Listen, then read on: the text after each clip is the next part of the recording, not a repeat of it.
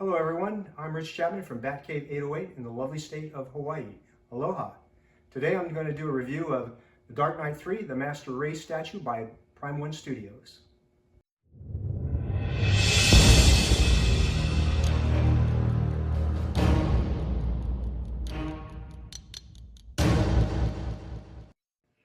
Before we get on to the review, I'd like to just say thank you to Chris, the Batman statue collector, for allowing me to do this review.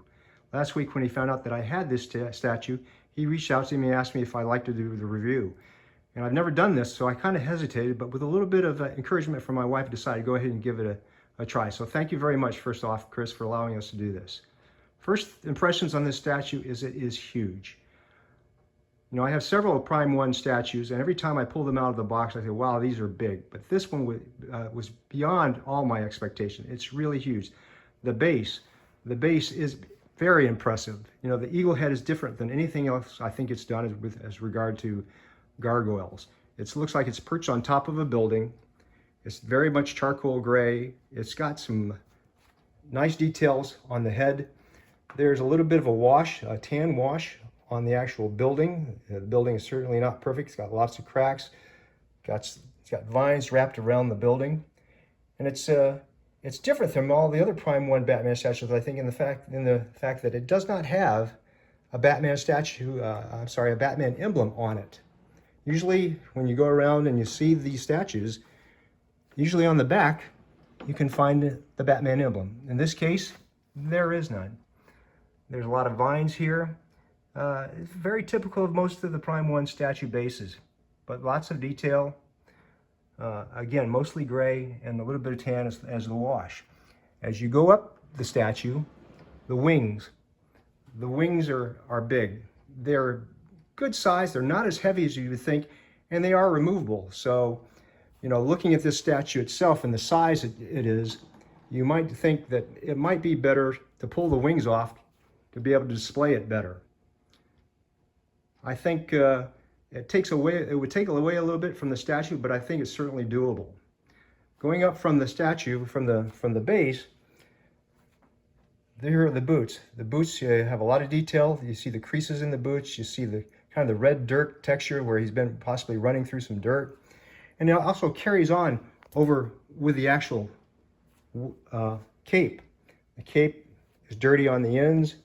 Again, it's got kind of a wash to it that makes it look like, you know, he's been actively running around. Coming up to the statue, up through his thighs here, his thighs are massive. You can see the details, the textures from the suit, the seam. You can see the nice utility belt he has around his right thigh. You know, he's very muscular. You know, I really don't know how he would keep that up. You know, he probably can do that because he's Batman. He's got these thighs. If I did that on my leg, it'd be on the ground before I knew it. Coming up, he's got a nice utility belt, yellow, again with a nice wash onto it to make it look weathered. Nice belt buckle, looks kind of leather type strap. Then moving up to his torso, you can see all the wrinkles, the lines in his suit. There's a nice airbrush effect with kind of a charcoal color that shows off his musculature. And then going up, this is the regular emblem, the yellow one. You can see the silver striations on it, showing that a little bit of a battle damage.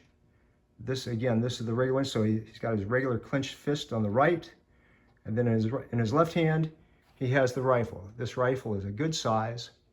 It's not attached, it actually just sits in the palm, and the left thumb there actually comes off, but when it's put on with a magnet, it kind of wraps around the rifle and holds it in place. So if you're going to display this, you might consider where you put it, because you don't want to bump that rifle because it possibly could, you know, bump the thumb off and actually come off.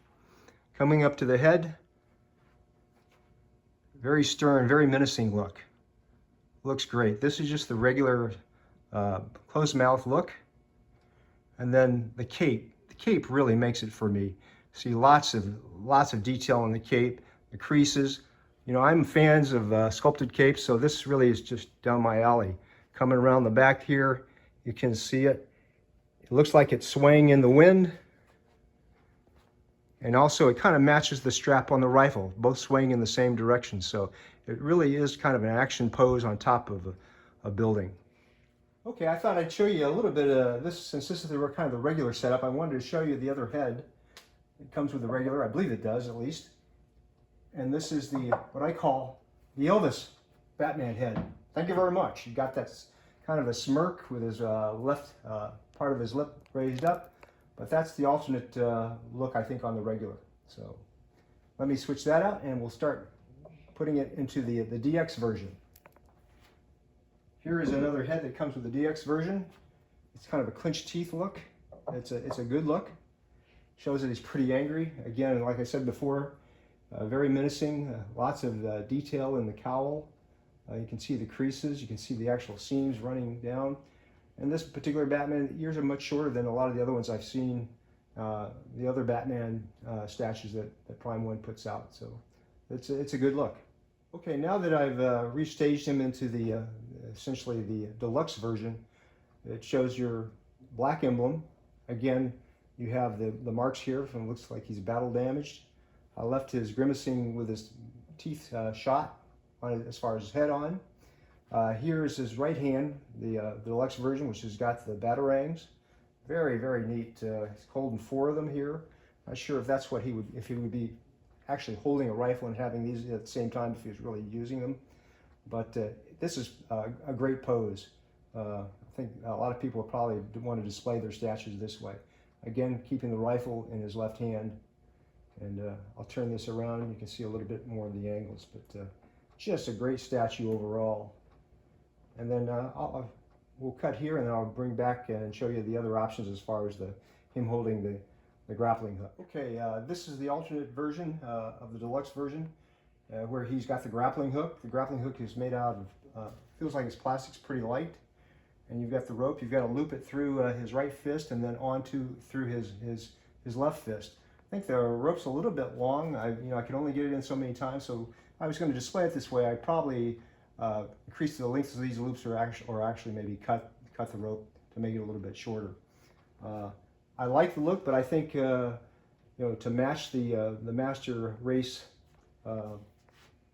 print, I would probably display him more with the rifle, so I think that's the way I would probably do it. But okay, to give you a little bit of an idea how big this statue actually is, I thought I'd take a few measurements here.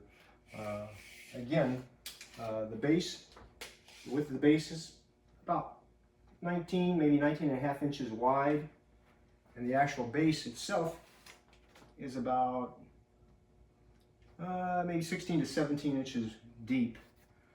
So it's pretty good size. When you add in the depth of the actual eagle's head and the wings, you're looking at probably around 23 inches, give or take an inch or so. And then the wings, you could take those off. It might give you an extra inch or so, not really that much. But the fortunate thing is, if you have a shallower shelf, the head actually sticks out over the front of the statue, so that helps. As far as the height, just to the head, and that would be if you're having him hold the grappling hook, he's about maybe 32, 33 inches in height. And then with the rifle, he's probably, he's right around 39, maybe 40 inches tall.